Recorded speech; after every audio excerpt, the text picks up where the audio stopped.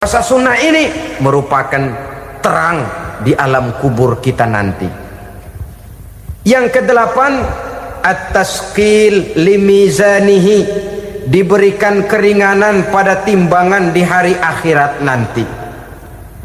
Bahwa setelah dibangkitkan dari kubur, setiap kita akan menghadapi perhitungan, akan ditimbang segala macam kebaikan dan segala macam kejahatan yang pernah kita lakukan di dalam kehidupan. Orang yang melaksanakan ibadah puasa sunnah, at-tasqilu limizanihi, diberikan keringanan timbangan hari akhiratnya nanti. Yang kesembilan, an-najah minal bala, diberikan keselamatan dari segala macam bencana. Dan yang ke-10, as-su'ud ala darajatihi, diberikan ketinggian, naik derajatnya, derajat di dunia, lebih-lebih lagi derajat di akhirat nanti. Assalamualaikum warahmatullahi wabarakatuh. Alhamdulillahi rabbil alamin, wa bihi nasta'inu ala umuri dunya waddin. Salatu wassalamu ala ashrafil anbiya wal mursalin, Sayyidina wa maulana Muhammadin wa ala alihi wa sahbihi ajma'in, amma ba'du. Pada pertemuan kali ini secara khusus kita akan membicarakan tentang puasa ini. Kita akan mulai dari yang pertama, puasa sunnah. Sebagaimana yang kita maklum, sunnah adalah satu perbuatan yang apabila kita kerjakan berpahala, tapi apabila kita tinggalkan tidak merupakan dosa. Hanya saja ia merupakan barometer dan ukuran daripada orang-orang yang cinta kepada sunnah itu sendiri. Ada banyak jenis puasa sunnah ini. Yang pertama, puasa sunnah di bulan Muharram. Rasulullah sallallahu alaihi wasallam bersabda, afdalus siyami ba'da Ramadan syahrullahil Muharram, wa afdalus salati ba'dal faridah salatul lail. Diriwayatkan oleh Muslim dari Abi Hurairah. Puasa yang paling utama sesudah puasa Ramadan tidak lain adalah puasa di bulan Muharram. Dan solat yang paling afdol sesudah solat yang wajib adalah solat pada sepertiga malam yang akhir. Puasa di bulan Muharram merupakan puasa sunnah dan mempunyai nilai yang sangat besar dalam pandangan Allah Subhanahu wa ta'ala. Buat mereka yang mampu melaksanakan puasa sunnah di bulan Muharram ini, boleh melaksanakannya selama 10 hari. Hari yang pertama, boleh juga 3 hari saja, atau setidak-tidaknya 1 hari daripada bulan Muharram. Yang kedua, puasa 10 hari daripada bulan Zulhijjah. Karena bulan Zulhijjah ini memang termasuk bulan yang dimuliakan oleh Allah Subhanahu wa ta'ala. Pertama, di sana ada hari Tarwiyah, ada hari Arafah, ada hari kurban, ada talbiyah, ada pelaksanaan haji dengan segala manasiknya. Maka puasa sunnah di bulan Zulhijjah merupakan amalan yang sangat utama dan besar pahalanya dalam pandangan Allah Azza wa Jalla. Sebagian ulama menjelaskan, man shoma hazihil ayyam akramahullahu bi asyri asya'in. Siapa orang yang melaksanakan ibadah puasa sunnah pada hari-hari 10 di bulan Zulhijjah ini, Allah Subhanahu wa ta'ala akan memuliakannya dengan 10 macam perkara. Saudara, ini keuntungannya. Yang pertama, orang yang puasa di hari-hari 10 bulan Zulhijjah diberikan al-barakah fi umrihi, diberikan keberkahan pada umurnya. Setiap kita ingin memperoleh umur yang berkah. Umur yang berkah itu yang bagaimana? Apa yang jumlahnya panjang? Mungkin. Tetapi yang jelas umur yang berkah ini adalah umur yang bisa dipertanggungjawabkan di hadapan Allah Subhanahu wa taala. Artinya umur yang diisi penuh dengan kebajikan, umur yang diisi dengan segala macam kegiatan ibadah, dan umur yang dengan demikian sungguh pun kita sudah mati, jasad terkubur dalam tanah, nama kita akan tetap hidup, dikenal orang oleh karena kebajikan yang kita kerjakan. Saya kira akan lebih merupakan azab ketimbang nikmat kalau orang diberikan umur panjang tapi hanya untuk menumpuk-numpuk dosa saja. Kan lebih baik mana? Umur pendek banyak pahala, umur panjang banyak dosa. Lebih baik mana? Saya yakin yang paling baik tentu umur panjang banyak pahala. Paling sial umur pendek dosa melulu. Sudah diberikan umur pendek tidak seberapa, dosa berlipat ganda. Itu kalau orang kampung bilang tekor namanya. Rugi. Umur pendek hanya untuk menumpuk-numpuk dosa. Boleh jadi kalau umat-umat zaman dulu, saudara, mereka diberikan umur panjang. Nabi Adam, kita tahu Nabi Adam itu 2000 tahun umurnya. Nabi Nuh 950 tahun. Umatnya ya rata-rata segitu itu. Nah, kalau mereka misalnya punya umur 800 tahun, lalu 200 tahun mereka melakukan dosa, kan masih punya restan 600 tahun untuk taubat. Karena umurnya diberikan jatah panjang. Kita ini oleh Allah Subhanahu wa taala, umat Nabi Muhammad ini umurnya pendek-pendek. Kalau nyontoh Nabi 63 tahun saja. Kalau diberikan 70 tahun umur kita sekarang, itu sudah dapat jatah lebih 7 tahun. Alhamdulillah bahwa Allah memberikan saat-saat, waktu-waktu, tempat-tempat yang punya nilai istimewa, sehingga umur yang pendek ini bisa bernilai panjang, nilai ibadahnya bisa bernilai pahala seperti umat yang berumur panjang dahulu itu. Karena itu manfaatkan umur dengan baik, dan salah satu keberkahan daripada umur akan datang dengan melaksanakan ibadah puasa sunnah. Ini yang pertama. Yang kedua, az-ziyadatu fi malihi, diberikan tambahan hartanya, menjadi orang kaya. Kaya apa? Kaya hati setidak-tidaknya. Karena dengan tekun dan rajin melaksanakan ibadah puasa, yang segera tertanam dalam jiwa seseorang merasakan cukup di dalam kehidupan. Itulah dia orang yang paling kaya, orang yang hidupnya paling cukup. Kalau orang sudah merasa cukup dalam hidupnya, maka itulah dia orang yang kaya. Saudara-saudara kaum muslimin rahimakumullah, puasa sunnah memberikan tambahan harta, usahanya berkembang, dengan demikian membawa keberkahan, hartanya makin bertambah, akan menunjang ibadahnya kepada Allah, lebih memantapkan dan membawa ketenangan dalam hidupnya. Itu termasuk berkahnya melaksanakan puasa sunnah itu. Yang ketiga, al-hifzu fi iyalihi, diberikan penjagaan, perlindungan terhadap keluarganya, anaknya sehat, sanak famili dan handai tolannya terjaga dan terpelihara dari segala malapetaka, dari segala mara bahaya, kesehatannya terjamin dan terpelihara. Itu sudah merupakan modal yang sangat besar di dalam kita mengarungi kehidupan. Sebab rasanya sulit untuk bahagia, duit kita banyak sekali, usaha kita selalu mendatangkan untung yang berlipat ganda. Tapi sebentar-sebentar anak kita sakit, yang ampek, yang korengan, yang kena musibah, ndak tak karu-karuan sakit, berobat sampai jutaan rupiah. Itu kan sudah tidak membawa kebahagiaan.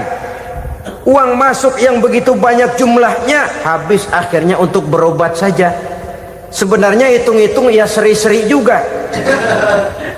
Usaha berhasil, duit banyak, habis untuk berobat. Lah sama juga saudara-saudara. Jadi dengan demikian biar duit kita banyak, asal keluarga pada sehat saja, udah enak bener itu. Duit banyak, ekonomi cukup, keluarga sehat, nikmat rasanya menjalani kehidupan ini. Yang kiamat sudah duit kagak barang seperak, keluarga ampek semua. Kiamat sudah. Saudara hadirin yang saya hormati, jadi yang ketiga, Allah memberikan pemeliharaan terhadap keluarganya. Satu kali orang dipelihara Allah, tidak satu kekuatan pun yang bisa mencelakakan. Satu kali orang disengsarakan Allah, tidak satu tenaga pun yang mampu menyelamatkannya. Itulah sebabnya perlindungan Allah, pemeliharaan Allah terhadap diri dan keluarga sangat kita perlukan di dalam kehidupan ini. Dengan melaksanakan ibadah puasa, kita mendekatkan diri kepada Allah. Dengan dekat kepada Allah, maka Allah pun dekat kepada kita. Sehingga dalam hadis qudsi dikatakan, ta'arraf ilallahi firraha ya'rifka fi syiddah. Ingatlah kepada Allah di waktu kamu senang, agar Allah ingat kepada kamu di waktu kamu susah.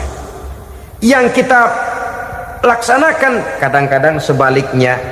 Waktu susah kita ingat Allah, waktu senang kita lupa Allah. Akhirnya nanti pada waktu kita melarat, kebelangsak, susah dan sebagainya, pertolongan tidak akan datang kepada kita. Benar, ta'arraf ilallah firraha ya'rifka fi syiddah.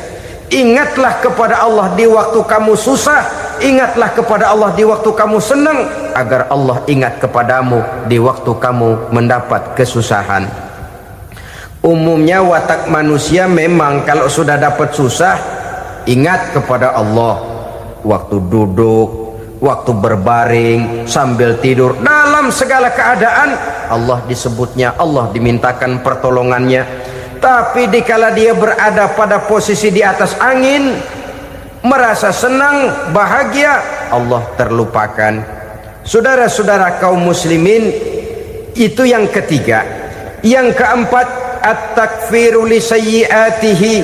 Orang yang melaksanakan puasa sunnah itu diampuni segala dosa dan kesalahan yang telah dilakukannya. Dan yang kelima, at-tad'ifu li hasanatihi, diberikan balasan yang berlipat ganda dari segala kebaikan yang dikerjakannya. Satu berbalas 7, 7 bisa berbalas 10, 10 masih berbalas 100, masih ditambah dengan wallahu yudha'ifu liman yasha. Allah melipat gandakan pahala orang-orang yang dikehendakinya. Maka carilah satu kebaikan yang apabila kita kerjakan, dosa akan dihapus dan nilai pahalanya menjadi berlipat ganda. Satu kali kita bekerja, 2-3 pulau bisa kita raih dan kita jangkau.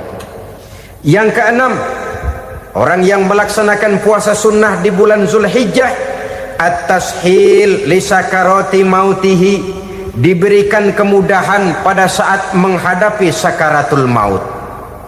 Maut a mysterious problem. Dia adalah pintu yang setiap orang pasti akan memasukinya. Bahwa mati adalah mati, itu semua kita tahu. Tapi hakikat orang pada saat menghadapi mati itu kan berbeda-beda. Ada yang matinya itu gampang sekali, persis orang tidur saja, tidak nampak gelisah, tidak bikin susah yang hidup, tidak gelimpangan di tempat tidur, persis seperti orang mau tidur saja. Ada yang sulit sekali menghadapi sakaratul maut, gelimpangan di tempat tidur, bikin bingung orang yang nunggu. Kadang-kadang seperti kerbau digorok lehernya. Saudara-saudara, sulit menghadapi sakaratul maut. Oleh karena itu Rasulullah sallallahu alaihi wasallam sering beliau itu kalau berdoa membaca Allahumma hawin alayya fi sakaratil maut, ya Allah, mudahkan saya di dalam menghadapi sakaratul maut. Rasulullah saja, saudara, orang yang ibadahnya paling banyak, orang yang hatinya paling bersih, orang yang akhlaknya paling luhur, masih berdoa semacam ini. Mohon dimudahkan oleh Allah agar mudah menghadapi sakaratul maut. Apalagi kita, terus terang kita ini paling-paling kelas muhtalid, bangsa ama pahala mau ama dosa doyan. Lebih perlu lagi menghadapi sakaratul maut, sehingga apabila malaikat maut datang menjemput nyawa kita, dimudahkan, jangan dibikin sulit, supaya mudah. Jadilah orang baik-baik. Biasanya kalau banyak yang mati, malaikat maut juga kali main-mainin dulu tuh orang, kutak-katik, ditakut-takutin dan segala macam. Saudara hadirin yang saya hormati, maka menghadapi sakaratul maut ini merupakan kunci. Apakah seseorang bisa husnul khatimah atau bisa su'ul khatimah? Salah satu jalan untuk memudahkan diri menghadapi sakaratul maut, melaksanakan puasa sunnah di bulan Zulhijjah ini. Yang ketujuh, ad-diya'u li zulumati qabrihi, diberikan terang di alam kuburnya. Kubur, saudara tahu, saudara tentu sering lihat orang dimasukkan ke liang lahat, ditutup dengan papan, dinding ari kata kita di kampung, lalu diuruk lagi dengan tanah. Dalamnya liang lahat, gelapnya liang lahat, gelapnya diuruk dengan tanah, gelapnya di dalam kubur, tiga gelap yang menjadi satu. Bapak moyangnya gelap.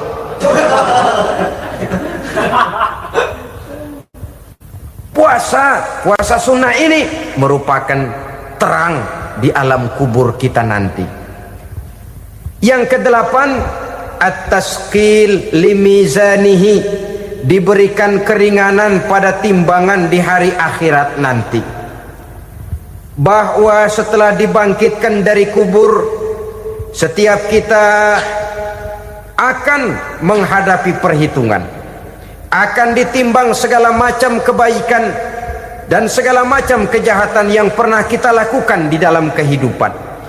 Orang yang melaksanakan ibadah puasa sunnah, at-tasqilu limizanihi, diberikan keringanan timbangan hari akhiratnya nanti. Yang kesembilan, an-najah minal bala, diberikan keselamatan dari segala macam bencana. Dan yang ke-10, as-su'ud ala darajatihi, diberikan ketinggian, naik derajatnya, derajat di dunia, lebih-lebih lagi derajat di akhirat nanti. Ini keutamaan yang diberikan Allah Subhanahu wa ta'ala kepada mereka yang melaksanakan ibadah puasa 10 hari di bulan Zulhijjah, menurut penjelasan sebagian dari para ulama kita. Jadi setelah puasa Muharram ada lagi puasa Zulhijjah. Kemudian puasa sunnah yang ketiga, puasa sunnah pada hari Senin dan hari Kamis. Apa sumber hukumnya? Diriwayatkan oleh Imam Muslim dari Abi Qatadah, Rasulullah sallallahu alaihi wasallam ditanya tentang puasa pada hari Senin. Kenapa Rasul melakukan itu? Beliau menjawab, zalika yaumu wulidtu fihi wa yaumu bu'istu au unzila alayya fihi. Hari Senin itu adalah hari di mana aku dilahirkan dan hari di mana aku dibangkitkan. Wahyu pertama turun kepadaku pun pada hari itu. Maka sunnah melaksanakan puasa pada hari itu. Adapun hari Kamis, ada hadis yang diriwayatkan oleh Imam Turmuzi dari Abi Hurairah, Nabi bersabda, tu'radul a'malu yaumul isnaini wal khamisi fa uhibbu ay yu'rada amali wa ana sha'im. Disetor amal setiap manusia pada hari Senin dan pada hari Kamis. Maka aku ingin, kata Nabi, agar pada saat amalku disetor itu aku sedang puasa. Jadi malaikat itu menurut riwayat ini mencatat dan menyetorkan catatan amalan seseorang pada hari Senin, hari Kamis. Tiap hari Senin amalan kita disetor oleh malaikat. Catatan terakhir tentu yang sedang kita kerjakan, sehingga yang masuk daftar, saya tinggalkan orang ini, dia sedang puasa, karena naik catatan amalnya pada hari Senin. Kamis diangkat lagi, catatan paling akhir, saya tinggalkan orang ini, dia sedang puasa.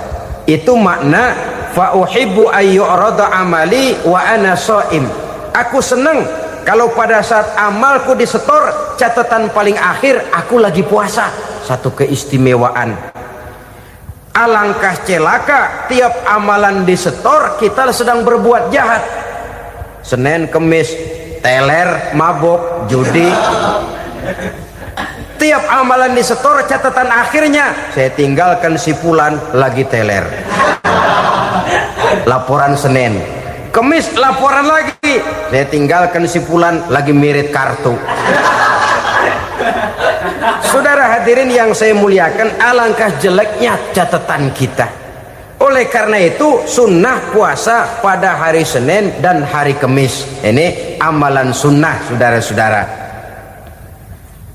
Dan oleh karena ini amalan sunnah, sebagian ulama memberikan penjelasan, walaupun lupa niat, kalau sudah malam itu lupa niat, boleh niatnya sudah siang puasa sunnah ini, dengan catatan dari pagi belum makan apa-apa.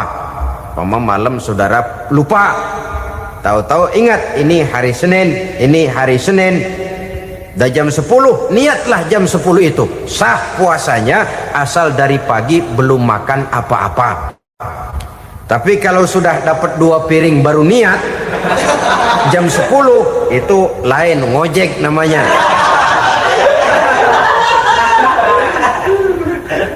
Jadi puasa sunnah yang ketiga, puasa pada hari Senin dan hari Kamis.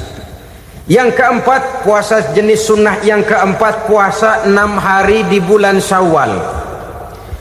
Diriwayatkan oleh Imam Muslim dari Abi Ayyub bahwa Nabi bersabda, "Man shoma Ramadhana summa atba'ahu sittan min Syawal kana kasyamid dahri."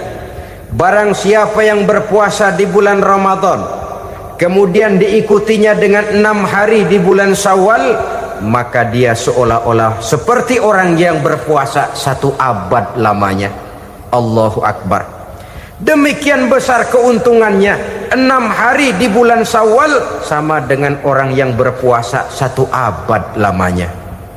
Ini fadailul a'mal, saudara-saudara. Jangan diartikan karena menang sudah puasa 6 hari bulan Syawal, Ramadan tahun depannya lantas nggak puasa. Kenapa? Ukurannya sudah 1 abad. Bukan itu pengertiannya. Ini mendorong orang memberikan ganjaran pahala yang sedemikian besar. 6 hari setelah Ramadan, artinya di bulan Syawal. Tidak pada hari pertama Syawal, karena haram hukumnya berpuasa pada hari fitri itu. 6 hari di bulan Syawal. Tinggal lihat yang mampunya saja. Boleh berurutan, boleh tidak berselang-seling, boleh, asal saja jumlahnya 6 hari selama masih bulan Syawal itu. Hari ini 3 hari lagi, 4 hari lagi, diselang-seling atau berurutan, itu juga lebih baik. Puasa sunnah 6 hari daripada bulan Syawal. Kemudian yang kelima, puasa sunnah 3 hari pada setiap bulan. 3 hari pada setiap bulan. Diriwayatkan oleh Imam Bukhari dan Muslim dari Abi Hurairah. Abi Hurairah bercerita, "Ausani khalili sallallahu alaihi wasallam bisalasin." Kekasih saya Rasulullah berwasiat kepada saya, memesankan benar-benar kepada saya untuk melaksanakan 3 amalan yang terpuji. Pertama, siyamu salasati ayyamin min kulli syahrin. Puasa 3 hari dalam setiap bulan. Ini wasiat yang pertama. 3 hari pada setiap bulan. Tidak peduli bulan apa saja. Dalam artian ya bulan menurut perhitungan Islam ya. Muharram, Safar, Rabiul Awal, Rabiul Tsani, Jumadal Ula, Jumadil Akhir, Rajab, Sya'ban, Ramadan, Syawal, Zulqa'dah, Zulhijjah dan selanjutnya. 3 hari pada setiap bulan. Tanggalnya tanggal berapa saja. Lebih utama pada yang disebut Yaumul Bil, yaitu hari-hari di mana bulan menunjukkan purnama. Tanggal 13, tanggal 14 dan tanggal 15 pada setiap bulannya itu disunahkan melaksanakan puasa. Itu wasiat pertama, puasa 3 hari pada setiap bulan. Wasiat yang kedua, warok'atai duha, melaksanakan sholat duha sekurang-kurangnya 2 rakaat. Itu wasiat yang dipesankan benar kepada saya, kata Abi Hurairah. Pertama, puasa 3 hari pada setiap bulan. Yang kedua, usahakan jangan meninggalkan 2 rakaat minimal daripada sembahyang duha. Kita tahu sembahyang duha itu sembahyang sunnah di waktu pagi seketika matahari naik sepenggalahan. Sekurang-kurangnya 2 rakaat, sebanyak-banyaknya 8 rakaat. Di antara fadilah atau keutamaan daripada sholat duha ini yaitu menyangkut masalah rezeki dan usaha. Kemudian wasiat yang ketiga, wa an utira qabla an anama. Beliau sangat berwasiat kepada saya untuk sholat witir sebelum tidur.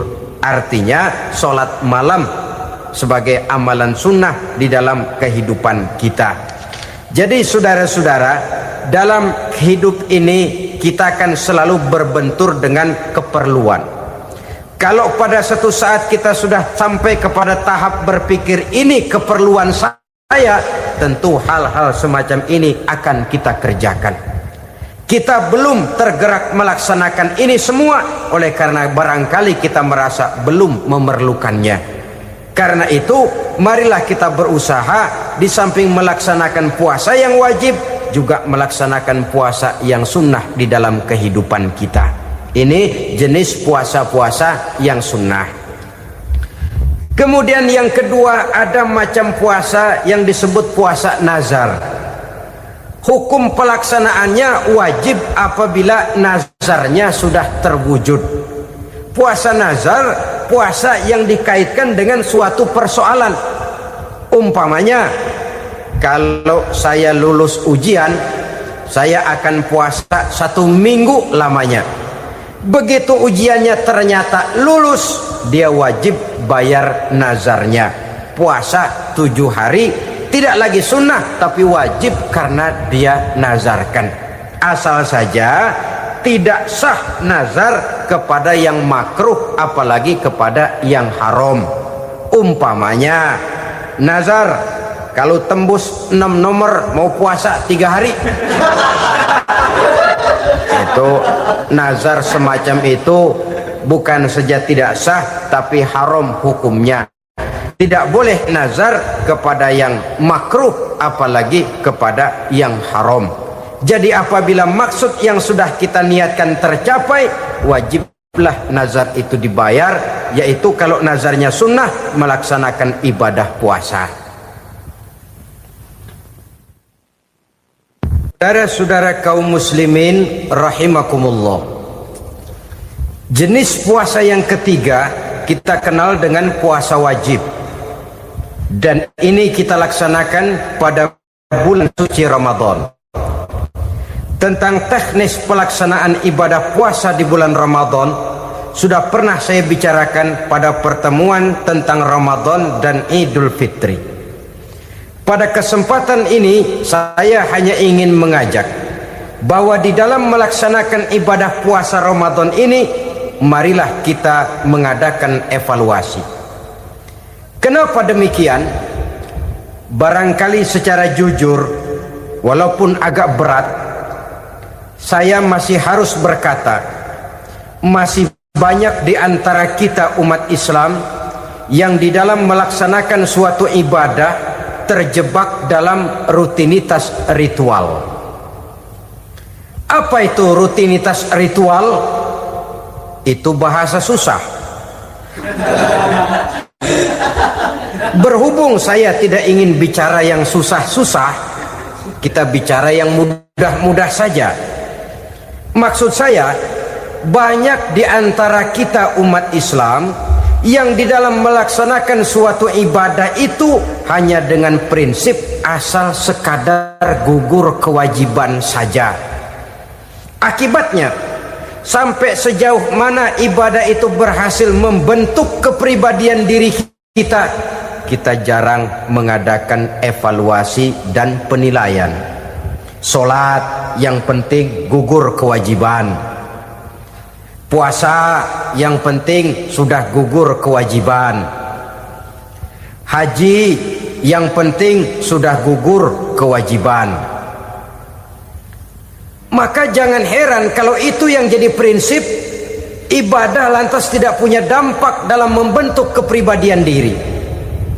Banyak orang yang rajin sholat tapi munkarnya jalan terus. Sampai kadang-kadang kita bingung, yang sembahyang dia, yang nyolong dia. Puasanya kelihatannya tekun tapi tidak punya kepekaan sosial. Sama yatim piatu bersifat masa bodoh, sama fakir miskin malah gemes. Tidak lantas tumbuh kepekaan sosial walaupun dia sudah ikut merasakan tidak enaknya lapar dan haus. Ada juga yang sudah haji 4-5 kali mondar-mandir Jakarta Mekah, tapi gaya hidupnya tetap seperti katak di kolong tempurung, picik, sempit pandangan, dangkal hati, tidak terbuka walaupun sudah melihat Islam dalam skala internasional. Yang dia lihat, yang dia saksikan, yang dia pandang tidak sanggup menggugah dan menggubah jiwanya, tidak bisa mewarnai pandangan hidupnya. Inilah akibatnya kalau ibadah hanya dikerjakan dengan prinsip asal sekadar gugur kewajiban. Hasilnya yaitu tadi, hajinya cuma menang topi putih sama serban. Sholatnya cuma prinsip asal gugur kewajiban. Begitu juga puasanya, begitu juga zakatnya dan ibadah-ibadah lainnya. Bukan tanpa satu maksud. Jikalau Allah Subhanahu wa ta'ala memerintahkan kita melaksanakan ibadah puasa di bulan suci Ramadan, bahkan maksud itu sangat pada penghujung ayat yang memerintahkan kita puasa. Ya ayyuhalladzina amanu kutiba alaikumus syiyam kama kutiba alal ladzina min qablikum la'allakum tattaqun. Orang yang beriman diwajibkan atas kamu berpuasa, telah diwajibkan juga kepada orang-orang yang sebelum kamu, la'allakum tattaqun, agar kamu dengan puasa itu menjadi manusia yang bertakwa kepada Allah Subhanahu wa ta'ala. Dengan kata lain, berhasil atau tidak puasa Ramadan kita ini akan nampak takwa kita meningkat atau tidak setelah kita melaksanakan ibadah puasa.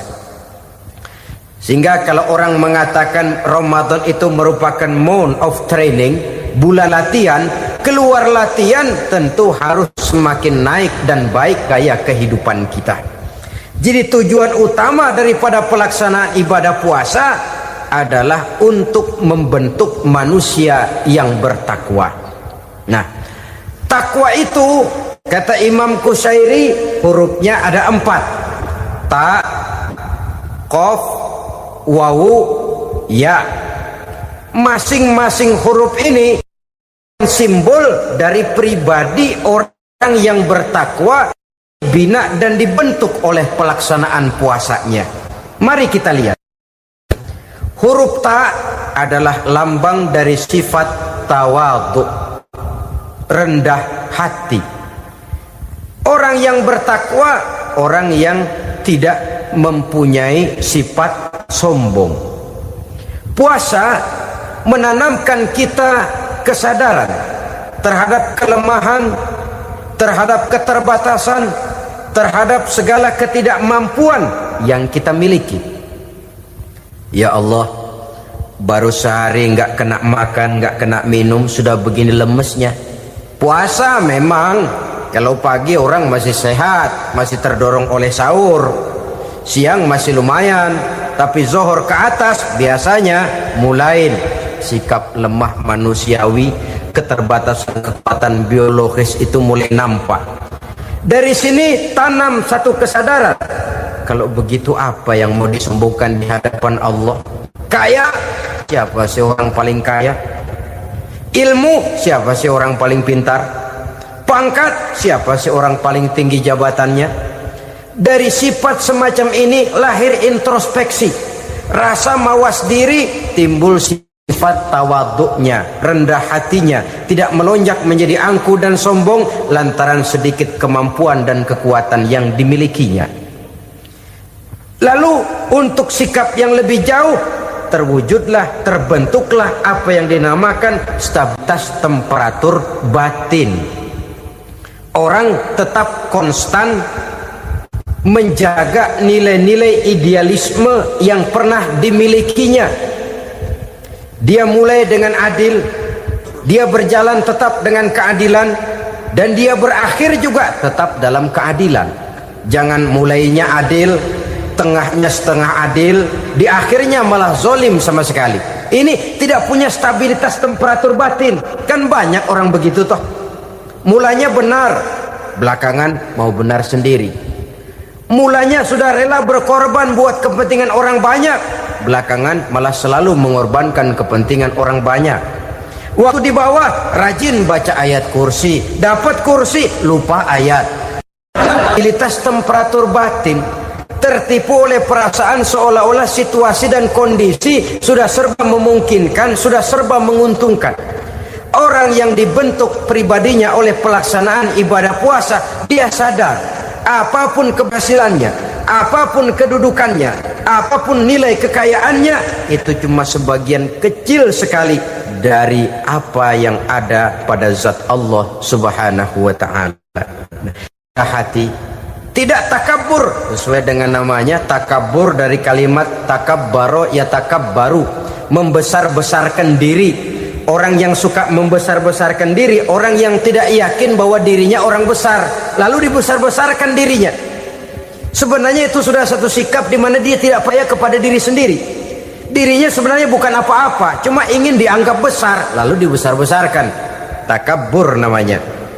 Puasa sekali lagi melatih kita menanamkan kesadaran akan kelemahan dan keterbatasan kita sebagai makhluk. Itu sikap tawadu.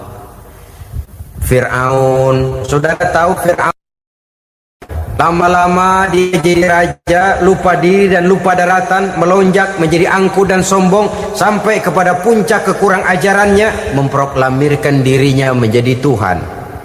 Hitler juga begitu. Pendeknya, orang manakala tidak ada kesadaran tentang dari mana segalanya berasal dan kemana segalanya akan kembali, dia mudah out of control. Kalau sudah out of control, maka dia akan melakukan perbuatan yang melampaui batas. Itu yang pertama. Jadi orang takwa, orang yang rendah hati, salah satu tujuan daripada pelaksanaan ibadah puasa menanamkan sikap rendah hati. Dari sikap rendah hati ini yang timbul lalu apa? Kepekaan sosial.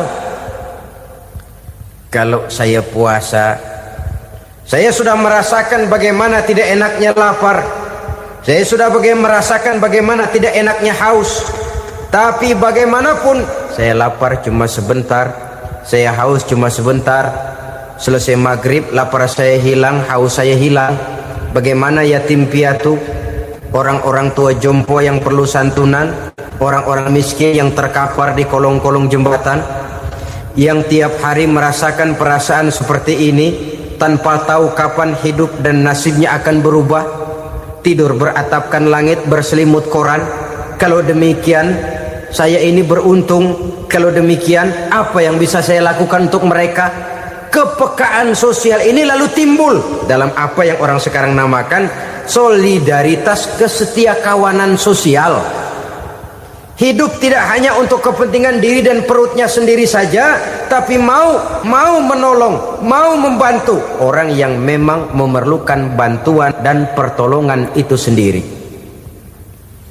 Jangan setelah tahu lapar tidak enak, haus tidak enak, tapi kita tidak mau tenggang rasa, tidak mau timbang rasa. Begini loh tidak enaknya lapar, begini loh tidak enaknya haus. Ini terjadi pada diri saya masih mampu, masih berbuka puasa. Bagaimana yang tiap hari merasakan seperti ini? Tidak Ramadan, tidak Syawal, tidak Zulqa'dah, tidak Zulhijjah, selalu kelaparan dan kehausan. Dari sana timbul kepekaan sosial. Lalu lahirlah sikap pemurah, dermawan, mau menoleh ke kiri dan ke kanan. Bahkan Al-Quran itu sampai mengancam betul. Ara'aital ladzi yukadzibu bid-din fadzalika allazi yad'ul yatim wa la mendustakan agama. Islam mendustakan Islam. Salat dia tapi mendustakan salat. Puasa dia tapi mendustakan puasa. Siapa mereka itu? Fadzalika allazi yad'ul yatim. Merekalah orang-orang yang meninggalkan anak-anak yatim. Wala yahuddu ala ta'amil miskin, dan tidak pernah memberi pertolongan, tidak memerintahkan memberi makan kepada fakir miskin, walaupun dia berada pada posisi dan kondisi yang memang dia mampu. Nah, kalau dia tidak mampu itu lain soal. Dia mampu, dia tahu, dan dia diam saja, itu termasuk yukadzibu biddin, orang-orang yang mendustakan agama. Berlindung kita kepada Allah, jangan sampai termasuk ke dalam kelompok itu. Yang kedua saudara, huruf takwa itu qaf. Qaf adalah lambang dari sifat qanaah. Qanaah artinya merasa cukup. Puasa melatih kita untuk bersikap cukup dalam hidup. Kalau kita perturutkan menjelang saat berbuka, menunggu waktu berbuka, istilah orang di Jawa Barat ngabuburit katanya, kita menunggu saat berbuka, segalanya saja ingin kita beli, segalanya saja ingin kita minum, semuanya saja ingin kita makan, sebab nafsu sudah begitu berupa. Perut sudah sedemikian lapar, kerongkong sudah sedemikian haus, rasanya semuanya saja ingin kita telan.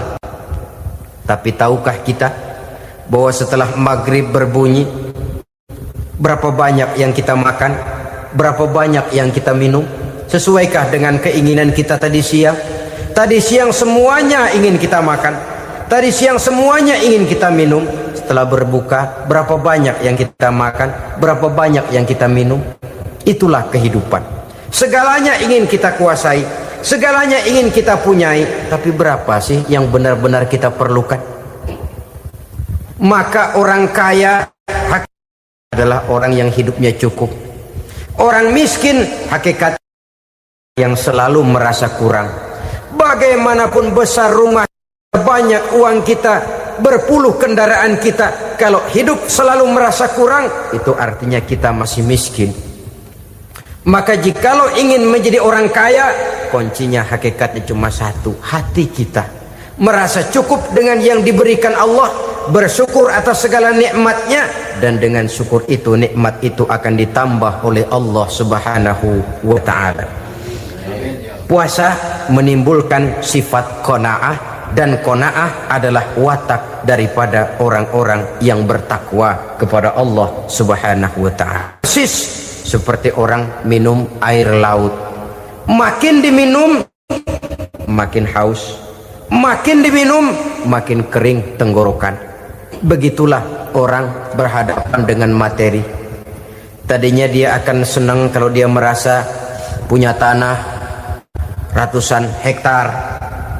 Sudah ratusan hektar tidak cukup, ngelamun lagi, alangkah nikmatnya kalau bisa beli gunung.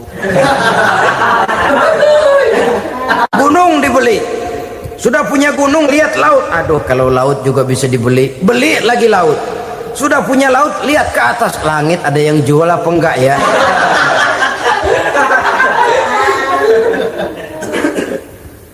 seperti orang berhadapan dengan air laut yang makin diminum makin membuat kita haus dan makin kering tenggorokan ini. Maka itu harus dihentikan. Sikap untuk menghentikan itu tidak lain adalah dengan sifat qanaah itu tadi, merasa cukup dengan apa yang diberikan Allah, mensyukuri nikmatnya. Itu yang kedua. Yang ketiga, pada kalimat takwa ada huruf wawu. Wawu adalah simbol dari sifat wara dengan ain. Wara, orang yang terpelihara dirinya baik dari yang syubhat, lebih-lebih dari yang haram. Syubhat, saudara tahu, barang yang remeng-remeng. Tapi sungguh pun remeng-remeng, kira-kira prosentasenya 70-30. 70% haram, 30% kemungkinan halalnya. Maka yang syubhat lebih baik dijauhi daripada diambil. Orang yang punya kepribadian wara, dirinya terpelihara, jangankan dari yang haram, dari yang syubhat saja dia sanggup menjaga dan memelihara dirinya. Oleh karena itu saya heran kalau orang di bulan Ramadan dia sanggup menjaga diri di waktu siang dari jenis makanan yang halal, dari jenis minuman yang haram. Ada tahu nganggur di meja siang, enggak dia makan. Ada air teh nganggur di meja siang, enggak dia makan, padahal itu jenis makanan dan minuman yang halal. Tapi ketika datang maghrib, dia berbuka dengan makanan yang dibeli dari uang yang dihasilkan dengan cara yang haram. Bukankah itu sesuatu yang terbalik? Bukankah dengan demikian sudah tidak lagi menimbulkan sikap yang bisa memelihara dan menjaga kepribadian diri? Orang yang membiasakan diri terpelihara dari yang syubhat apalagi yang haram, maka baik yang dipakainya, yang diminumnya, yang dimakannya terdirilah dari barang-barang yang baik yang dihalalkan oleh agama. Wara. Kemudian yang keempat, pada huruf kalimat takwa ada huruf yakin. Huruf ya simbol dari sifat yakin. Orang yang puasa dibentuk kepribadiannya mempunyai satu keyakinan yang tangguh, dan keyakinan adalah ciri daripada orang yang takwa. Kita lihat yang dipanggil melaksanakan ibadah puasa ini kan iman, karena memang sulit untuk melaksanakan puasa kalau tidak iman yang jadi dasar. Setidaknya seperti sudah pernah saya sampaikan, ibadah puasa ini memang sulit terkena penyakit show. Kalau kita sholat barangkali terangsang karena kelihatan orang lain. Kalau kita pergi haji mungkin jadi sugesti karena orang banyak tahu. Kalau kita bayar kita jadi terangsang karena banyak orang lihat. Tapi kalau sudah puasa, puasa itu kan yang tahu cuma kita dan Allah saja. Ya kita sholat, orang lain lihat, kita jadi rada semangat. Kita pergi haji, orang lain banyak ngantar, kita semangat. Kita bayar zakat, orang lain banyak saksikan, kita bersemangat. Tapi kita puasa, siapa yang mau nyaksiin kita puasa? Siapa yang mau memuji kita puasa? Siapa yang mau menyanjung kita puasa? Itu cuma urusan kita dan Allah. Oleh karenanya dasar daripada pelaksanaan ibadah yang harus mencegah tenggorokan segalanya jadi nikmatan. Tidak ada kerja yang lebih indah selain kerja yang didasarkan kepada satu keyakinan bahwa yang kita kerjakan itu adalah sesuatu yang benar. Dalam hal ini sesuatu yang diperintahkan oleh Allah Subhanahu wa taala kepada kita. Saudara-saudara kaum muslimin rahimakumullah. Demikianlah titik evaluasi kita. Jangan berpuasa hanya dengan prinsip asal sekadar menggugurkan kewajiban saja, yang akan berakibat Ramadan tahun ini berakhir begitu, Ramadan terjebak menjalani rutinitas ritualnya saja. Bahkan kadang-kadang yang nyata betul, Nabi menganjurkan tingkatkan ibadah pada 10 hari yang akhir di bulan Ramadan, tanggal 20 sampai akhir Ramadan. Yang kita praktekkan malah kegiatan ibadah kita justru menurun pada 20 Ramadan yang akhir. Coba lihat 20 Ramadan ke atas, itu pasukan tarawih paling kelas 60-70 tahun ke atas. Kemana yang lain sudah berpikir menghadapi lebaran, berpikir pulang mudik, berpikir macam-macam. Akibatnya konsentrasi ibadah lalu buyar. Dianjurkan Rasul tingkatkan ibadah pada 10 hari yang terakhir. Kita malah makin ke akhir makin lancip.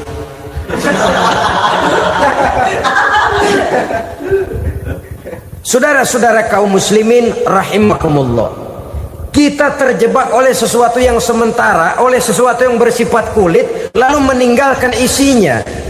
Padahal jikalau kita tidak mengisi Ramadan dengan kegiatan ibadah, berarti kita tidak keluar dari Ramadan dengan jiwa yang baru, yang sudah ditempa oleh pengalaman ibadah di bulan Ramadan. Artinya kita tidak kembali kepada fitrah, kesucian seperti saat kita dilahirkan. Lalu kalau kita tidak kembali kepada fitrah, apa yang mau kita rayakan pada Idul Fitri itu? Di mana letak kegembiraan kita? Di mana letak kebahagiaan hati? Kembalikah kita kepada fitrah? Tidak. Benarkah puasa yang kita kerjakan? Kelihatannya juga tidak. Adakah dampak dari pelaksanaan ibadah dalam pribadi kita? Tidak. Kadang-kadang Ramadan selesai malah teriak merdeka.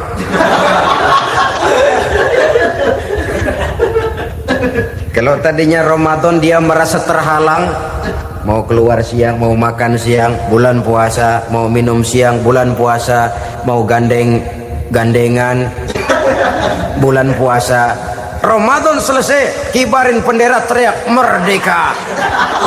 Lalu kembali merajalela. Saudara-saudara, dampaknya tidak akan kelihatan. Padahal puasa yang baik, la'allakum tattaqun, membentuk manusia yang bertakwa kepada Allah Azza wa Jalla. Nah, sekarang apa kemudahan dan keistimewaan yang akan diberikan Allah kepada mereka yang sampai kepada tingkat takwa ini? Al-Quran menjelaskan, pertama, may yattaqillaha yaj'al lahu makhraja. Barang siapa yang bertakwa kepada Allah Subhanahu wa taala, maka dia akan diberikan makhraja. Makhraja itu jalan keluar dari segala macam kesulitan. Jalan keluarnya ada saja. Menurut ukuran kemampuan dia tidak mungkin, mustahil, tidak bisa, mana mungkin. Tapi pada waktunya ada saja jalan keluarnya. Termasuk jenis yang yaj'al lahu makhraja. Orang yang bertakwa kepada Allah selalu diberikan jalan keluar dari segala kesulitan yang dihadapinya. Siapa sih orangnya yang tidak pernah sulit dalam hidup ini? Siapa orang yang tidak pernah mengalami kesulitan? Tapi kadang orang menilai, itu kelihatannya hidupnya enak aja ya, kayaknya gak pernah mengalami kesulitan. Sebenarnya bukan tidak pernah mengalami kesulitan, Allah selalu memberikan jalan keluar dari segala kesulitan yang dihadapinya. Lah kalau Allah yang memberikan jalan keluar, tentu sangat mudah sekali. Orang yang bertakwa diberikan jalan keluar dari segala macam kesulitan. Satu. Yang kedua, wa yarzuqhu min haitsu la yahtasib. Dia akan diberikan rezeki oleh Allah dengan jalan yang tidak disangka-sangka. Rezekinya datang dengan cara yang tidak disangka-sangka. Gajinya mungkin kecil, tapi penghasilannya gede. Kan itu yang penting. Gaji dan penghasilan kan lain tuh. Boleh jadi gaji kecil, asal penghasilan gede, kan nikmat hidup itu. Nah, penghasilan ini ada yang bisa kita perkirakan. Bisa kita perkirakan. Misalnya gaji itu tadi. Kalau saya kerja, gaji saya begini. Ada rezeki yang masuk min haitsu la yahtasib. Tidak kita sangka-sangka, tidak kita duga-duga, tahu-tahu ada saja rezeki. Datang orang bawa persoalan yang mendatangkan hasil. Sebab rezeki, jodoh, maut memang seperti bayangan. Kita uber-uber dia lari, kita diem dia diem. Kan gemesin itu. Bayang-bayang itu begitu. Kita kejar, dia lari. Rezeki juga begitu. Kita diam, dia diam. Setengah mati yang namanya rezeki kita cari, kita uber. ngobek sampai ratusan bohong kita kerjain. Tapi memang belum waktunya, ya sulit untuk tembus. Tapi kadang-kadang giliran kita nongkrong di rumah, datang orang bawain rezeki. Itulah yang namanya rezeki. Tapi ini untuk orang yang bertakwa. Kalau tidak punya kredibilitas takwa, jangan lalu pakai ayat ini. Diberikan Allah dengan rezeki dengan jalan yang tidak disangka. Kan ada ayatnya dah, kita mah manteng aja di rumah dah. Ntar juga tuh rezeki datang. Ini fasilitas yang diberikan kepada orang yang wa may yattaqillah, bertakwa kepada Allah, yarzuqhu min haitsu la yahtasib, diberikan rezeki dengan cara yang tidak disangka-sangkanya. Maka kadar ketakwaan jangan membuat kita buruk sangka. Tuh orang ya nggak kemana-mana, duitnya ada aja. Kalau dia takwa, Allah berikan jalan keluar. Yang lantas ngelihat kiai orangnya ahli ibadah, ilmunya tinggi, akhlaknya luar biasa, takwanya tinggi, rezekinya lancar, lalu husnuzon nih kiai nggak kemana-mana, duitnya banyak, miara tuyul kali ini. Itu termasuk jaminan Allah yang masuk kategori min haitsu la yahtasib. Yang ketiga, yaj'al lahu min amrihi yusra, dimudahkan segala urusannya, dimudahkan segala urusannya. Kemudian yang keempat, yukaffir anhu sayyiatihi wa yu'azzim lahu ajra, diampuni segala kesalahannya dan dibesarkan pahala kebaikan yang dikerjakannya. Maka mudah-mudahan puasa yang kita kerjakan mengantarkan kita kepada ketakwaan kepada Allah, dan takwa membuka janji Allah kepada kita di dalam kehidupan ini. Inilah saya percaya kepada sesuatu yang saya mengerti, sesuatu yang boleh dipelajari sejak TK sampai perguruan tinggi, sejak anak-anak sampai kakek nenek. Saya bukan percaya kepada sesuatu yang saya tidak mengerti tapi yang harus saya percaya. Saya justru percaya kepada sesuatu yang memang saya mengerti. Saudara-saudara, demikianlah bahwa Tuhan dalam Islam adalah Tuhan yang terbuka, rasional, boleh dipelajari sejak kakek-kakek sampai anak-anak, sejak TK sampai kepada perguruan tinggi. Lalu yang kedua, masih menurut kata dia, saya adalah pengagum Amerika, dia bilang. Sebagai penegak hak-hak asasi manusia, sebagai pahlawan demokrasi yang pagi-pagi sudah mencanangkan di dalam dia punya Declaration of Independence bahwa semua manusia dilahirkan sama, all men are created equal. Saya kagum dengan itu. Sampai pada satu saat, menurut cerita dia, saya berada di New York, saya mau masuk sebuah restoran, saya tertegun ketika saya akan masuk. Di pintu restoran itu tertulis white only, white only, hanya melayani kulit putih. Artinya sing kulite ireng minggir. Saya gelo, saya nelongso, bahasa Inggrisnya. Katanya all men are created equal, semua manusia dilahirkan sama. Lah ini kok tegel-tegele, kok sampai hati bikin tulisan hanya melayani kulit putih. Sampai saya melihat dalam Islam ini betapa si kulit putih dan si kulit hitam duduk saling berdampingan.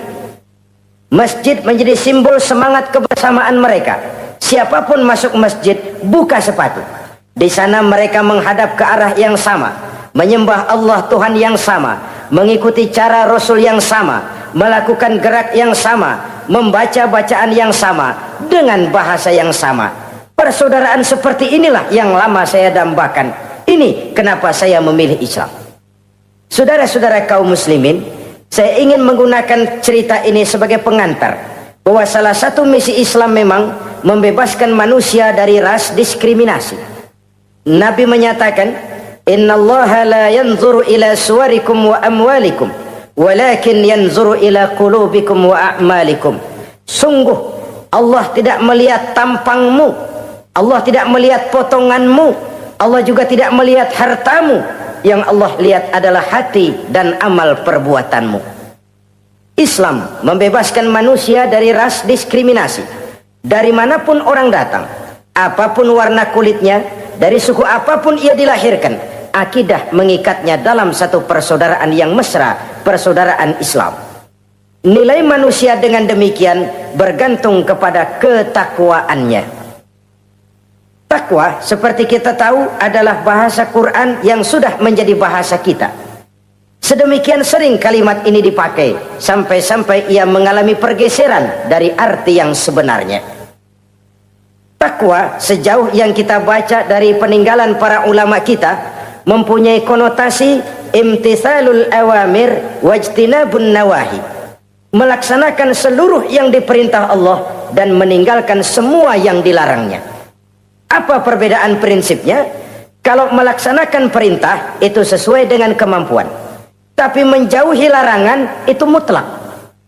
Enak kalau ada ayat jauhilah larangan Allah semampu kamu, enak. Yang semampu kita itu melaksanakan perintah, tapi kalau sudah meninggalkan larangan mutlak, jauhi, tinggalkan. Disitulah nilai ketakwaan seseorang. Ini kan enggak, karena takwa digunakan oleh semua orang, akhirnya artinya bergeser. Semua ngomong takwa. Pejabat kalau dilantik bertakwa, bertakwa, bertakwa, sampai membleh bertakwa. Setelah pelantikan mata takwa ngalor, dia ngidul. Harus dikembalikan kepada pengertian asalnya. Takwa itu adalah komitmen seseorang kepada perintah Allah dan komitmen meninggalkan yang dilarangnya sesuai dengan kemampuan. Di situ nilai manusia dalam pandangan Allah. Yang tadi Nabi katakan, Allah nggak lihat potongan kita, Allah nggak lihat harta kita. Yang Allah lihat adalah hati dan amal perbuatan, dan itulah takwa itu. Maha benar Allah dengan firman-Nya yang menyatakan, inna akramakum indallahi atqakum. Yang paling mulia di antara kamu dalam pandangan Allah adalah orang yang paling bertakwa kepadanya. Sering sekali sekarang ini kalimat agama digunakan untuk maksud yang tidak sama dengan maksud agama. Ya contoh kalimat takwa ini. Atau misalnya kita baca iklan, telah berpulang ke rahmatullah dengan tenang. Kalau dengan tenangnya sih boleh dah, mana ada orang mati kelojotan. Tenang. Tapi ke rahmatullah. Rahmatullah itu kan artinya kasih sayang Allah. Kasih sayang Allah itu kan surga. Kalau bajingan mati, enggak ke rahmatullah pulangnya. Kalau mau jujur mestinya telah pulang ke neraka. Kalau mau jujur, kalau mau pakai bahasa netral sopan, telah berpulang. Begitu sajalah. Pulang kemana? Ya sesuai dengan amalan dia. Tapi kita kadang salah kaprah menggunakan kalimat rahmatullah untuk yang tidak baik. Termasuk di dalamnya penggunaan kalimat takwa ini. Padahal disinilah nilai manusia dalam pandangan Allah. Kalau manusia dinilai dari potongannya, oh bintang film nomor 1 masuk surga. Kalau manusia dinilai dari hartanya, konglomerat nomor 1, kita mau belakangan, buncit banget gitu. Allah maha benar. Yang paling mulia di antara kamu dalam pandangan Allah, yang paling bertakwa kepadanya. Nah, apa sih sifat-sifat orang takwa itu? Ini yang akan kita bicarakan pada pertemuan kali ini. Berangkat dari surah Al-Baqarah ayat 3 sampai dengan ayat 5, kita akan melihat 5 tanda orang-orang takwa itu. Apa dia? Pertama, alladzina yu'minuna bil ghaib. Orang yang bertakwa adalah orang yang beriman kepada hal-hal yang gaib. Kita tahu bahwa yang ada ini kan cuma 2 saja pada hakikatnya. Pertama Allah, dan yang kedua alam. Allah adalah apa yang selain alam. Yang selain alam itu ya Allah namanya. Allah itu bukan alam, dan alam bukannya Allah. Allah disebut Khalik, alam disebut makhluk. Kemudian alam ini kan ada 2 macam. Ada alam nyata, ada alam gaib. Ada alam syahadah, ada alam gaib. Alam nyata kita sebut dengan alam fisika, dan alam gaib kita namakan dengan alam metafisika. Termasuk dalam alam gaib ini kita wajib beriman. Akhirat, alam gaib, kita percaya akhirat itu ada. Alam kubur, alam gaib, kita yakini keberadaannya. Malaikat, alam gaib. Jin, alam gaib. Setan, genderuwo, memedi, kuntilanak, tuyul. Kita percaya kepada iblis, percaya bahwa iblis itu ada. Kita percaya kepada malaikat, percaya bahwa malaikat itu ada. Dan kepercayaan ini sudah nature. Kalau kita lihat dalam dunia animisme, Orang dahulu menyembah pohon sebenarnya kan karena dia percaya bahwa pohon punya kekuatan. Kekuatan itu yang disembah untuk mengharap manfaatnya atau terhindar dari bahaya yang bisa ditimbulkannya. Orang menyembah api karena percaya di balik api itu ada kekuatan. Orang menyembah lautan begitu, orang menyembah gunung begitu. Nah, Islam mengarahkan ini kepada hal-hal yang lebih konkret. Percaya kepada alam gaib. Bahwa di balik alam nyata ini ada alam yang tidak nyata. Apakah itu namanya akhirat, alam barzah, malaikat, jin, itu semua termasuk di dalam alam yang gaib. Orang yang bertakwa, alladzina yu'minuna bil gaib. Dia percaya kepada yang gaib-gaib itu. Percaya tentang adanya. Bukan percaya kepada iblis, lalu ngikutin si iblis, bukan. Kita percaya yang namanya iblis itu ada. Setan itu ada, jin itu ada, malaikat itu ada, alam kubur itu ada. Sebagai makhluk yang diciptakan oleh Allah dan Allah sebagai khalik. Baik alam syahadat, baik alam gaib, penciptanya tetap Allah Subhanahu wa ta'ala. Allah menciptakan siang, Allah ciptakan malam, Allah ciptakan yang baik, Allah ciptakan yang tidak baik. Apa perlunya? Ada manfaatnya untuk keseimbangan dalam alam ini. Manusia kan diberikan kebebasan bahwa segala sesuatu sudah ditentukan Allah memang, tapi kan tidak diberitahukan ke kita. Alam naj'al lahu 'ainaini wa lisana wa syafatain. Bukankah kami berikan kamu dua mata, dua telinga, lidah? Bukankah kami berikan kamu kemampuan untuk berpikir? Kami berikan tunjukkan dua jalan yang baik, yang tidak baik. Kira-kira, manusia, ini jalan kebaikan, akhirnya akan sampai ke surga. Ini jalan kejahatan, akhirnya akan sampai ke neraka. Silakan kamu memilih. Agar kamu tidak salah pilih, kami berikan otak. Kami turunkan Rasul, kami turunkan wahyu, kami turunkan agama. Kalau sudah sedemikian komplitnya, masih salah pilih juga, emang dasar rezeki bonyok. Dikasih otak, diturunkan Nabi dan Rasul, diturunkan wahyu, ditunjukkan jalan kebenaran. Malahan kata Imam Mustafa Al-Maraghi, Allah memberikan petunjuk kepada kita itu bertahap. Pertama diberikan yang namanya hidayatul ilham, insting. Insting ini tingkatan dasar yang sangat diperlukan oleh manusia. Kita bisa lapar, kita bisa sedih, kita bisa gembira, kita bisa nangis, kita bisa ketawa. Nggak ada yang ngajarin. Belum pernah saya melihat ada kursus ketawa, belum pernah. Belum pernah ada akademi pertangisan, nggak ada. Itu insting yang kita bawa sejak lahir. Dan anehnya ketawa tiap orang nggak sama, nangis tiap orang nggak sama. Itu insting. Bayangin kalau gitu itu nggak ada, kita nggak bisa sedih, nggak bisa gembira, kita nggak bisa ketawa, nggak bisa nangis. Polos hidup ini, kayak boneka. Nggak ada insting. Nah, ini juga diberikan kepada binatang. Binatang kan cuma instingnya insting rendah. Binatang marah bisa marah, tapi perasaan mulia binatang nggak punya. Kepengen dipuji kan kagak ada binatang. Dia cuma punya perasaan-perasaan rendah. Marah, pengen tahu kebo kita sodok, marah dia. Perasaan rendah, lapar binatang punya, kenyang binatang punya, tapi perasaan tinggi binatang nggak punya. Kepengen hidup lebih baik, nggak ada. Kepengen hidup terhormat, nggak ada. Senang kalau dipuji, nggak ada. Coba dah kebo kita puji habis-habisan, diam aja dia. Waduh, lu bukan main, hebat bener. Ya tetap aja kebo. Atau kita caci maki, nggak bakal dia marah. Ini perasaan tinggi, ingin lebih baik, ingin lebih terhormat, senang kalau dipuji, marah kalau dicaci. Itu perasaan tinggi yang hanya diberikan kepada manusia. Manusia dipuji senang, dicaci marah. Orang kita puji walaupun wah kamu hebat bener, walaupun dia bilang ah kamu bisa aja, tapi kupingnya tetap aja mekar. Senang kalau dipuji. Insting yang rendah diberikan juga kepada binatang, tapi bukan insting yang tinggi. Ini petunjuk pertama. Dengan itu kita punya perasaan dasar untuk mengagumi, untuk sedih, untuk gembira dan sebagainya. Setelah insting kita diberikan panca indera yang kerjanya juga nggak sama. Penciuman dengan pendengaran dengan penglihatan kan nggak sama. Yang enak buat kuping belum tentu enak buat hidung.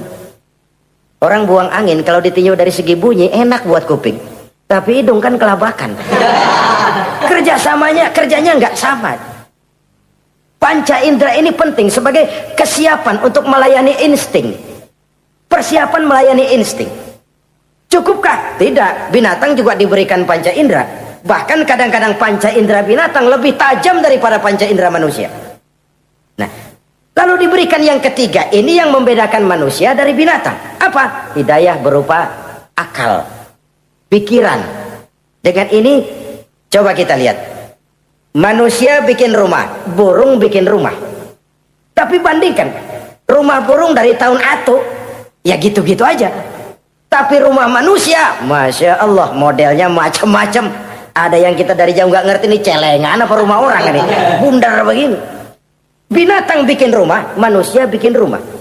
Binatang bikin rumah dengan insting, manusia bikin rumah dengan otak.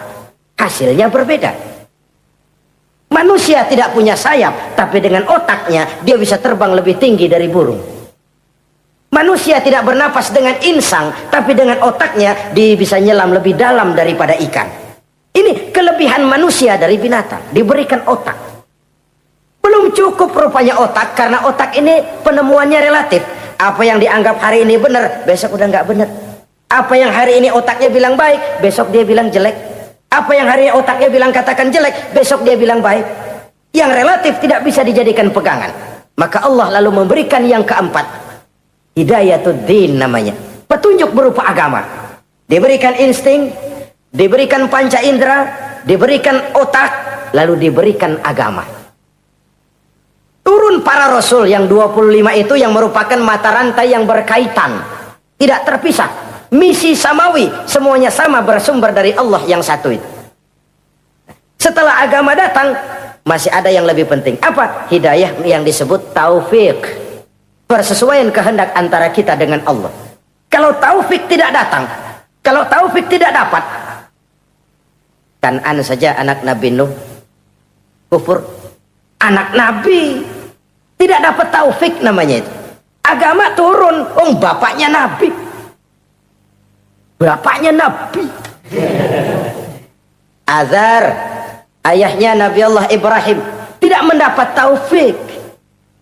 Lalu Abu Jahal, Abu Lahab, pamannya Nabi, tidak mendapat taufik. Lalu istrinya Nabi Lut tidak mendapat taufik. Bayangkan ini, anak Nabi, paman Nabi, bapak Nabi, istri Nabi. Taufik inilah yang hak prerogatif Allah.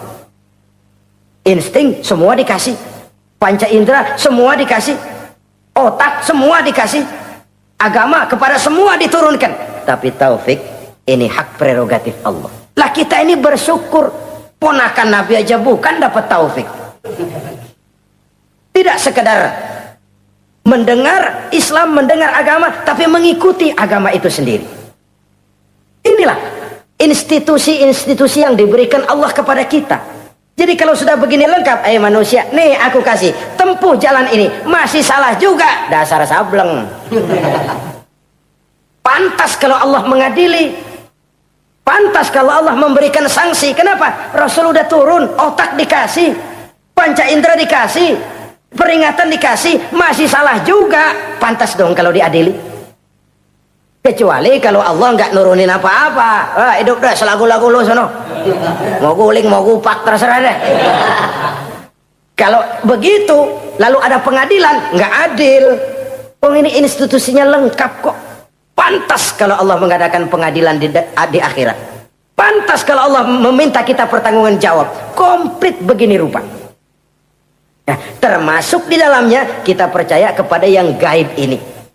Bahwa ada yang tidak nyata di balik yang nyata ini. Ada yang kita percaya kebaikannya, ada yang kita percaya sekedar percaya saja. Kayak setan, iblis, kita percaya adanya, tapi kan nggak wajib ngikutin. Termasuk mempelajari ilmu-ilmunya setan, ilmu-ilmunya iblis. Tenung, santet, nujum-nujuman, ramal-ramalan, itu kan ilmu-ilmunya setan, ilmu-ilmunya iblis.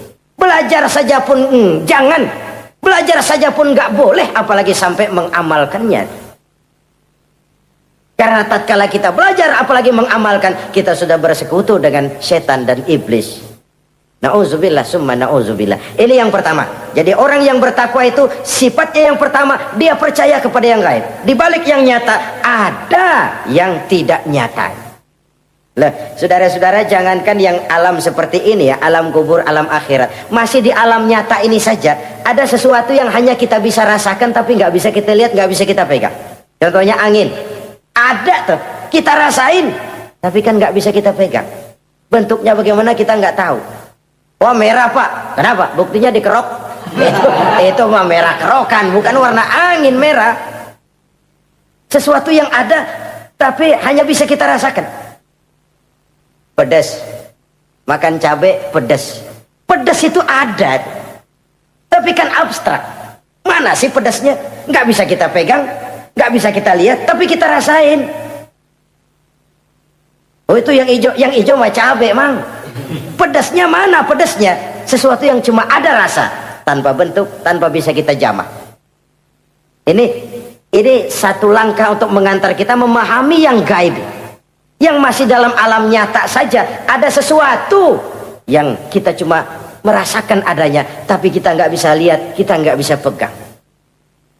Makanya ada orang tanya, Pak, itu kalau orang mati dibacain Fatihah di sono apa pahalanya nyampe tuh?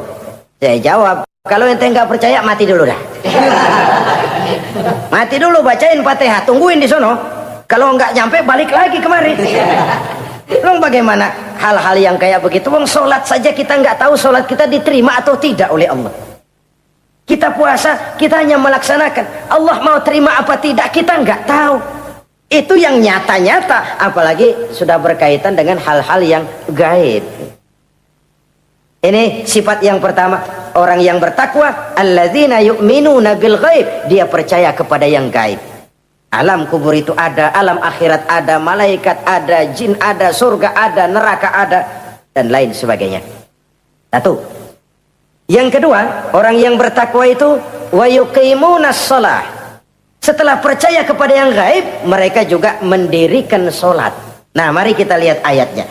Selalu yang berkaitan dengan sholat itu kalimatnya yuqimunas sholat, mendirikan sholat, bukan mengerjakan. Gak ada ayat i'malis sholat, if'alis sholat, kerjakan sholat, gak ada. Selalu aqimis sholat, dirikan sholat. Kenapa? Kata para ulama, kalimat mendirikan ini mengandung makna istimrar, mengandung arti kontinuitas, ada kelanjutan. Mendirikan sholat artinya mengerjakan sholat dengan betul. Selesai sholat, ajaran sholat diterjemahkan dalam kehidupan. Itu artinya mendirikan sholat.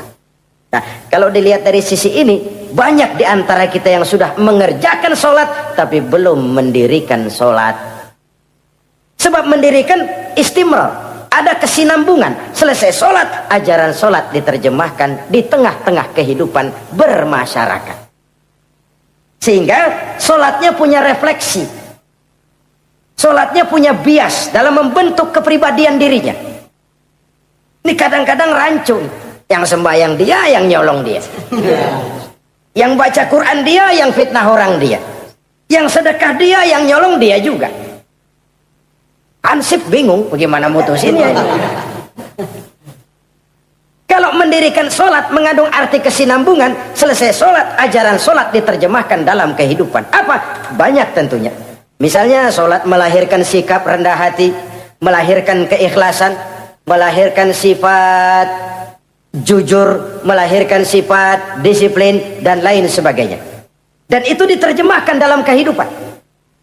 Kita lihat, ini anggota badan kita yang paling terhormat kan kepala. Kalau bercanda sama teman, dipegang tangan, kita masih senyum. Dipegang kaki kita masih senyum. Tapi kalau pala dikeplakin, jengkel bukan main. Kenapa? Al-Mukarram itu adanya di sini, otak, di kepala.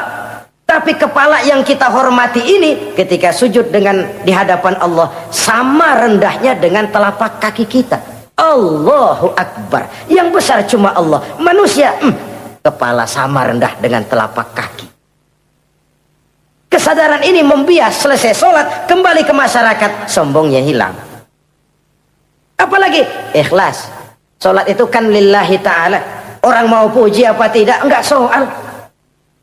Orang mau bilang ini, mau bilang itu, soal lain. Yang penting ini saya kerjakan lillahi ta'ala, karena Allah saja, bukan karena yang lain. Disiplin. Sehari semalam 5 kali kita lapor kepada Sang Maha Komandan. Bagaimana tidak akan tercegah dari perbuatan yang keji dan munkar? Seorang prajurit saja, kalau sehari semalam 5 kali dia lapor kepada komandannya, saya yakin dia tidak akan sempat melaporkan yang tidak baik. Pantas kalau Al-Quran memberikan jaminan, solat mampu mencegah manusia dari perbuatan yang keji dan munkar. Masih ada yang tanya, Pak, katanya sembahyang mencegah orang berbuat jahat. Iya, teman saya kok sembahyang nyolong ayam. Bagus, sembahyang nyolong ayam. Coba nggak sembahyang, nyolong motor. Gedean lagi yang dicolong. Dan sebenarnya itu bukan jawaban, itu cuma logika saja. Yang benar adalah solatnya belum berfungsi. Dia baru mengerjakan solat, belum mendirikan solat. Inilah yang kalau kita jujur mau bicara, inilah problem kita sekarang ini. Mengislamkan orang Islam. Bagaimana dari mengerjakan solat kita menjadi mendirikan solat. Agar solat itu membuahkan hasil berupa pembentukan kepribadian di tengah-tengah kehidupan sosial kemasyarakatan. Kalau tidak, ya sekedar terjebak kepada rutinitas. Pergi haji begitu, pulang haji bikin gila. Masuk Ramadan begitu, selesai Ramadan ya tetap begitu. Ibadah tidak memberikan bias dalam pembentukan pribadi. Itulah sebabnya digunakan kalimat yuqimunas sholat, mendirikan sholat, yang mengandung arti berkesinambungan. Selesai sholat, jiwa dan semangat, ajaran dan filsafat sholat diterjemahkannya dalam kehidupan sehari-hari. Saudara-saudara kaum muslimin rahimakumullah, sifat yang ketiga dari orang takwa adalah wa mimma razaqnahum yunfiqun. Mereka menginfakkan sebagian dari rezeki yang diberikan Allah kepada mereka. Rizki, menurut definisi yang diberikan para ulama kita, ar-rizku bimakna al-ata hissiyan kana au ma'nawiyan. Rizki adalah pemberian, baik yang abstrak maupun yang konkret. Selama ini kita sering mengartikan rizki hanya dalam bentuk uang, sehingga rizki kita dibatasi oleh pengertian kita sendiri. Padahal tidak cuma uang, ilmu adalah rizki. Jabatan dan kedudukan adalah rizki. Otoritas dan wibawa juga rizki. Anak, istri, suami juga rizki. Ketika ayat ini mengatakan wa mimma razaqnahum yunfiqun, mereka menginfakkan sebagian dari rizki. Yang dimaksud di sini adalah rizki yang konkret dalam bentuk materi, uang, benda dan lain sebagainya. Orang yang bertakwa sadar benar, dari Allah rezeki datang, ke jalan Allah rezeki dibelanjakan. Semakin kita rajin membelanjakan rezeki di jalan Allah, biasanya akan semakin mengalir rezeki dari Allah. Semakin bakhil kita, kadang-kadang rezeki juga malas deketin kita. Yang keempat, orang yang bertakwa itu alladzina yu'minuna bima unzila ilaika wa ma unzila min qablik. Mereka beriman, mereka percaya kepada apa yang diturunkan terhadap Muhammad, yaitu Al-Quran, wa ma unzila min qablika, dan apa yang telah diturunkan sebelum kamu, yaitu Taurat, Zabur dan Injil.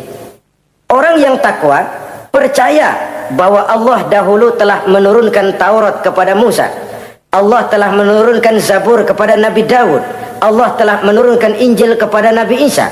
Percaya sekadar percaya, tidak wajib mengamalkan ajarannya. Kita percaya Taurat itu kitabnya Allah, Injil dahulu yang diturunkan kepada Nabi Isa kitab Allah, Zabur kitab Allah. Percaya sekadar percaya, bukan percaya kemudian mengamalkan, bukan. Karena dengan turunnya Al-Quran, maka seluruh kitab-kitab terdahulu sudah tercakup di dalam Al-Quran. Orang yang bertakwa percaya kepada apa yang diturunkan terhadap Nabi Muhammad. Apa itu? Al-Quranul Karim.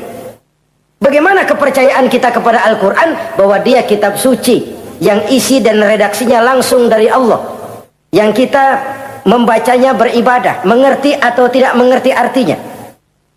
Akan lebih baik setelah bisa membaca, mengerti, kemudian mengamalkannya dalam kehidupan kita. Saudara-saudara, kalau kita adakan konteks ini di mana-mana, modernisasi, globalisasi, kemajuan sering membawa pergeseran nilai. Dulu, ini zaman dulu ya, waktu listrik belum masuk desa, kita rasakan betul kalau masuk kampung berasa banyak orang Islam, padahal rumah pakai lampu templok, lampu tempel, paling banter patroma.